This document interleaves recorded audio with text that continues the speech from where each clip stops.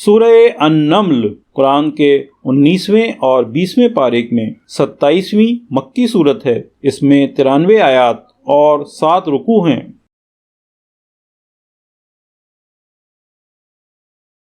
بسم اللہ الرحمن الرحیم۔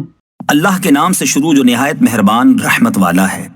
یہ آیتیں ہیں قرآن اور روشن کتاب کی، ہدایت اور خوشخبری ایمان والوں کو، وہ جو نماز برپا رکھتے ہیں اور زکوٰۃ دیتے ہیں اور وہ آخرت پر یقین رکھتے ہیں۔ وہ جو آخرت پر ایمان نہیں لاتے، ہم نے ان کے کوتک یعنی برے اعمال ان کی نگاہ میں بھلے کر دکھائے ہیں، تو وہ بھٹک رہے ہیں۔ یہ وہ ہیں جن کے لیے برا عذاب ہے، اور یہی آخرت میں سب سے بڑھ کر نقصان میں۔ اور بے شک تم قرآن سکھائے جاتے ہو حکمت والے علم والے کی طرف سے۔ جبکہ موسیٰ نے اپنے گھر والی سے کہا، مجھے ایک آگ نظر پڑی ہے، ان قریب میں تمہارے پاس اس کی کوئی خبر لاتا ہوں، یا اس میں سے کوئی چمکتی چنگاری لاؤں گا کہ تم تاپو۔ پھر جب آگ کے پاس آیا، ندا کی گئی کہ برکت دیا گیا وہ جو اس آگ کی جلوہ گاہ میں ہے، یعنی موسیٰ، اور جو اس کے آس پاس ہیں، یعنی فرشتے، اور پاکی ہے اللہ کو جو رب ہے سارے جہاں کا۔ اے موسیٰ، بات یہ ہے کہ میں ہی ہوں اللہ، عزت والا حکمت والا۔ اور اپنا عصا ڈال دے۔ پھر موسیٰ نے اسے دیکھا لہراتا ہوا، گویا سانپ ہے، پیٹھ پھیر کر چلا اور مڑ کر نہ دیکھا۔ ہم نے فرمایا، اے موسیٰ ڈر نہیں، بے شک میرے حضور رسولوں کو خوف نہیں ہوتا۔ ہاں جو کوئی زیادتی کرے پھر برائی کے بعد بھلائی سے بدلے تو بے شک میں بخشنے والا مہربان ہوں۔ اور اپنا ہاتھ اپنے گریبان میں ڈال، نکلے گا سفید چمکتا بے عیب 9 نشانیوں میں فرعون اور اس کی قوم کی طرف، بے شک وہ بے حکم لوگ ہیں۔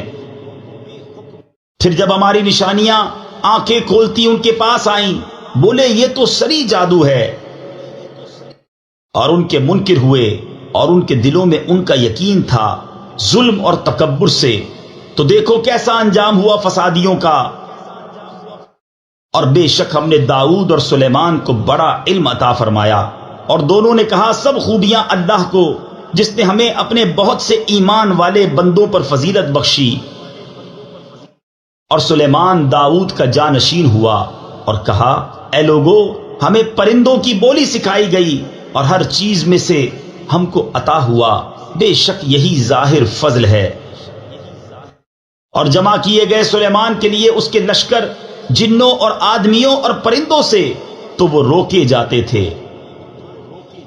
یہاں تک کہ جب چونٹیوں کے نالے پر آئے، ایک چونٹی بولی، اے چونٹیوں اپنے گھروں میں چلی جاؤ، تمہیں کچل نہ ڈالے سلیمان اور ان کے لشکر بے خبری میں۔ تو اس کی بات سے مسکرا کر ہنسا اور عرض کی، اے میرے رب مجھے توفیق دے کہ میں شکر کروں تیرے احسان کا جو تو نے مجھ پر اور میرے ماں باپ پر کیے، اور یہ کہ میں وہ بھلا کام کروں جو تجھے پسند آئے، اور مجھے اپنی رحمت سے اپنے ان بندوں میں شامل کر جو تیرے قرب خاص کے سزاوار ہیں۔ اور پرندوں کو جائزہ لیا تو بولا، مجھے کیا ہوا کہ میں ہدہد کو نہیں دیکھتا، یا وہ واقعی حاضر نہیں؟ ضرور میں اسے سخت عذاب کروں گا، یا ذبح کر دوں گا، یا کوئی روشن سند میرے پاس لائے۔ تو ہدہد کچھ زیادہ دیر نہ ٹھہرا اور آ کر عرض کی، میں وہ بات دیکھ آیا ہوں جو حضور نے نہ دیکھی، اور میں شہر سبا سے حضور کے پاس ایک یقینی خبر لایا ہوں۔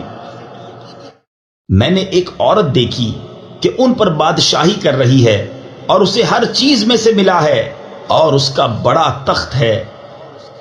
میں نے اسے اور اس کی قوم کو پایا کہ اللہ کو چھوڑ کر سورج کو سجدہ کرتے ہیں، اور شیطان نے ان کے اعمال ان کی نگاہ میں سوار کر ان کو سیدھی راہ سے روک دیا، تو وہ راہ نہیں پاتے۔ کیوں نہیں سجدہ کرتے اللہ کو جو نکالتا ہے آسمانوں اور زمین کی چھپی چیزیں، اور جانتا ہے جو کچھ تم چھپاتے ہو؟ اور ظاہر کرتے ہو۔ اللہ ہے کہ اس کے سوا کوئی سچا معبود نہیں، وہ بڑے عرش کا مالک ہے۔ سلیمان نے فرمایا اب ہم دیکھیں گے کہ تو نے سچ کہا یا تو جھوٹوں میں ہے۔ میرا یہ فرمان لے جا کر ان پر ڈال، پھر ان سے الگ ہٹ کر دیکھ کہ وہ کیا جواب دیتے ہیں۔ وہ عورت بولی اے سرداروں، بے شک میری طرف ایک عزت والا خط ڈالا گیا، بے شک وہ سلیمان کی طرف سے ہے، اور بے شک وہ اللہ کے نام سے ہے جو نہایت مہربان رحم والا۔ یہ کہ مجھ پر بلندی نہ چاہو اور گردن رکھتے میرے حضور حاضر ہو۔ بولی اے سرداروں، میرے اس معاملے میں مجھے رائے دو، میں کسی معاملے میں کوئی قطعی فیصلہ نہیں کرتی جب تک تم میرے پاس حاضر نہ ہو۔ وہ بولے ہم زور والے اور بڑی سخت لڑائی والے ہیں، اور اختیار تیرا ہے، تو نظر کر کہ کیا حکم دیتی ہے۔ بولی بے شک جب بادشاہ کسی بستی میں داخل ہوتے ہیں اسے تباہ کر دیتے ہیں اور اس کے عزت والوں کو ذلیل، اور ایسا ہی کرتے ہیں، اور میں ان کی طرف ایک تحفہ بھیجنے والی ہوں، پھر دیکھوں گی کہ ایلچی کیا جواب لے کر پلٹے۔ پھر جب وہ سلیمان کے پاس آیا تو سلیمان نے فرمایا کیا مال سے میری مدد کرتے ہو تو جو مجھے اللہ نے دیا وہ بہتر ہے اس سے جو تمہیں دیا، بلکہ تم ہی اپنے تحفے پر خوش ہوتے ہو۔ پلٹ جا ان کی طرف تو ضرور ہم ان پر وہ لشکر لائیں گے جن کی انہیں طاقت نہ ہوگی، اور ضرور ہم ان کو اس شہر سے ذلیل کر کے نکال دیں گے یوں کہ وہ پست ہوں گے۔ سلیمان نے فرمایا اے درباریوں، تم میں کون ہے کہ وہ اس کا تخت میرے پاس لے آئے قبل اس کے کہ وہ میرے حضور مطیع ہو کر حاضر ہوں۔ ایک بڑا خبیث جن بولا کہ وہ تخت حضور میں حاضر کر دوں گا قبل اس کے کہ حضور اجلاس برخاست کرے، اور میں بے شک اس پر قوت والا امانت دار ہوں۔ اس نے عرض کی جس کے پاس کتاب کا علم تھا کہ میں اسے حضور میں حاضر کر دوں گا ایک پل مارنے سے پہلے۔